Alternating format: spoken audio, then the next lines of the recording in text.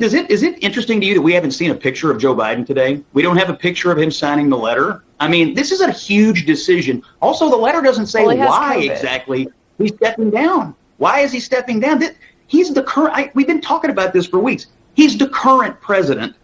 He's now apparently unable to continue in his race. We don't know why exactly he is stepping down. I think Republicans who are raising concerns about his fitness to lead today have good questions today, and now they're unanswered by this letter and the mystery surrounding him today. That's Scott Jennings making CNN political propagandist Caitlin Collins uncomfortable by pointing out questions we should all be asking about Joe Biden. Welcome to Nerk News, I'm Nerkish, and it looks like the pressure establishment Democrats had the media manufacture worked, and Joe Biden is not going to run in the 2024 election. A choice that news outlets are telling us he made all on his own, and you can trust them because they've never lied or gaslit us about Biden before. What does this moment mean for Republicans?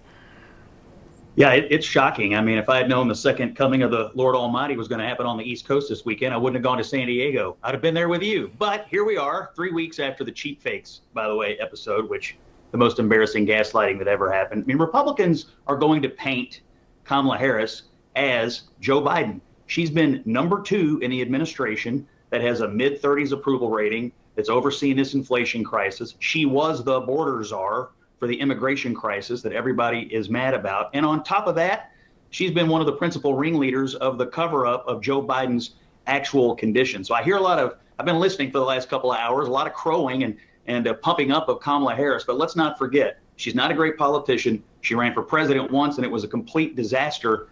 And right now, it looks like she, Barack Obama, Nancy Pelosi, and a bunch of rich people have just pushed Joe Biden out of this race and in the process disenfranchised millions of Democrat voters. Well, obviously, President Biden made this decision, one that, some Democrats wanted him to make it sooner than now. But it's amazing to me that Democrats continue to lend credibility to their politicians and the media. I mean, just in the past 6 months alone, they've done nothing but gaslight us about Biden's achievements in mental health. They cited experts and doctors who said he's fine. They told us footage of him was maliciously edited and that he was actually sharp behind closed doors, and age is just a number. Then when they can't hide it any longer, they pull a 180, pick a new candidate, and then say Trump is too old to run. Yeah, well, he does have COVID, so I think that's probably why we're not seeing him. I just talked to Chris Coons, his co-chair, who spoke to him after this announcement came out and talked about this. He said he's not resigning the presidency, despite those calls from people like House Speaker Mike Johnson. But I do wonder, Scott, what does this mean if Harris is the nominee? I mean, let's game this out for a second. What does that mean for the Trump campaign? Because they have been preparing to run against President Biden. They thought it would be a pretty easy race for them after that debate in Atlanta. But this is, even if you make the assumptions that you just made about Vice President Harris, it's still not fully known how they would fare against one another. There's no polling that we can really look at to give us any indication of what this moment could mean. Well, she certainly has an approval rating. I mean, you can go online and see that her approval rating is no better than Joe Biden's, and it's because they connect her to Joe Biden. I mean, she is not a disconnected figure. She is his vice president. She was heavily involved in the immigration crisis fiasco that we have going on. And so I think the Trump campaign is actually going to have a pretty easy case to make that, we switched from Biden to Harris, but you're sticking with the same policies. They were already arguing in some ways that a vote for Biden was simply a vote for Harris because nobody expected Biden to be able to go for another 4 years anyway. So I don't think they're going to have much trouble making the transition. Where the game changes is on age. Biden was a little older than Trump and obviously made a big deal about that. And so that's where one piece of the game changes. But on policy and political arguments, I actually think it's a pretty easy transition.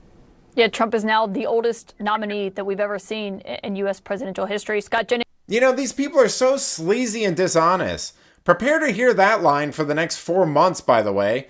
And Jennings is absolutely correct about this. I mean, Rachel Maddow said the same exact thing about Harris being some sort of unknown dark horse candidate that Trump wasn't expecting. But the thing is, we already know her. She's a rambling buffoon who speaks in circular riddles that she thinks sound profound, but actually don't mean anything. She was incredibly unpopular in the 2020 primary, she's done nothing as VP, and her record as DA goes against all of their progressive politics. Of course, none of that matters now, because the media is already primed to suggest that she's a genius woman of color who was being held back by old white men in the administration or something, and now she can soar free.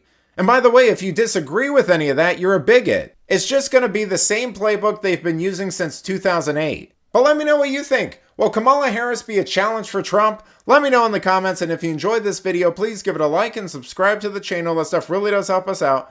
Until then, this has been Nerk News. Thanks for watching. Bye!